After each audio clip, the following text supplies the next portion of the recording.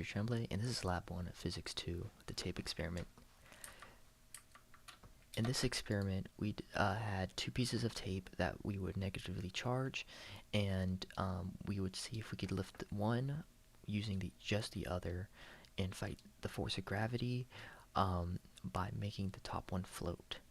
So we had two pieces of tape, a meter stick right behind the experiment to see the distance at which the top tape would move, and then we would record the distance, and then we would find the charge of the tape by using our equations. I used three pieces of tape. They were 1.8 inches wide, 20 centimeters long. Seemed to be a bit heavier than the stated 1 gram per meter that was stated in the lab instructions. But nonetheless, that's taken into account. Each piece of tape weighed 0.0006 kilograms, or about 0.6 grams. The distance, the moment the tape moved, was 1 centimeter away. Although this is more of like a estimate, as I've noticed it like wiggle a little bit, but I don't know if it was due to the weight, and or losing charge, that the tape didn't seem to want to have a big effect. It was definitely charged. They definitely repelled each other. When just putting next to each other horizontal or vertically, they just push left and right. But going up and down, it seemed like it had a little bit of trouble. I think it might have been too heavy. The force of gravity on it is 0.005 newtons. That's just force of gravity. And obviously, to fight the force of gravity, you need to at least equal it. So we'd equal it to equal the negative of the electric force to the force of gravity. And then the Q calculated by this by hand, as you see in this bottom corner, is negative 0.0829 times 10 to the negative 9 power.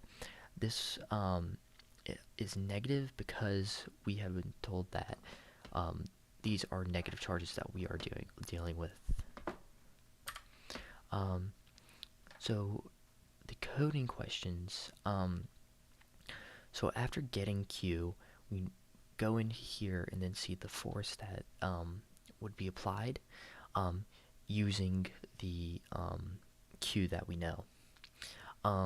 Go back and see how we calculated Q. We equaled Q to the square root. We assumed that each charge was the same, so we just had Q squared. It was equal to the square root of mg, that's the force of gravity, times the it was times the distance squared, divided by this one looks weird, but it's divided by that 1 over 4 pi epsilon 0 is what that means, and the square root of that, and that would give us our answer. So after getting that, plugging that into the first computational model, it says charge, but that's just kind of because how the lab phrased it. But instead of charge, it would be the force of the charge. It's about 5.88 e to negative 3, and if you look back, that's exactly the same amount of force. And that was the point charge.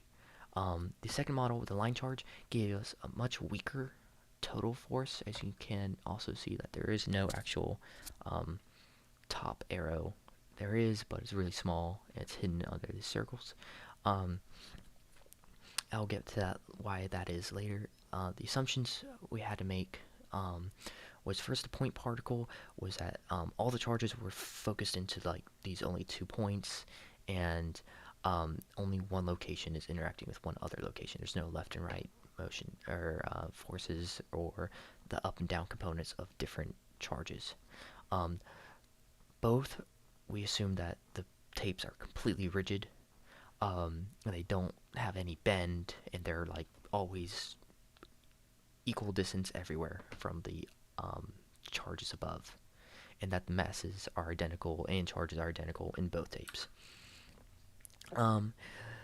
What if the electrons are negatively charged? Well, what if we swap the charges? Nothing would change, because the charges are the same. like charges repel, and so if you change the negative to the positive, it would do the same thing as the negative to negative will repel, positive to positive will repel. It would only change if you only changed one of the tapes. Um, and why? And this is asking about why the two values are different. Um, the line model versus the point charge model. Um, they are different because one assumes that all the charges are focusing at one point. The other one assumes that all the charges are kind of distributed evenly across a line, um, making the second model much more accurate, but it would give us a much less it would give us much less value as it did. Um, due to and a good analogy is that if you had one box and you had one person to lift it, that person would be lifting all of the weight of the box. But if you had three people, then three people would be evenly distributing that weight across.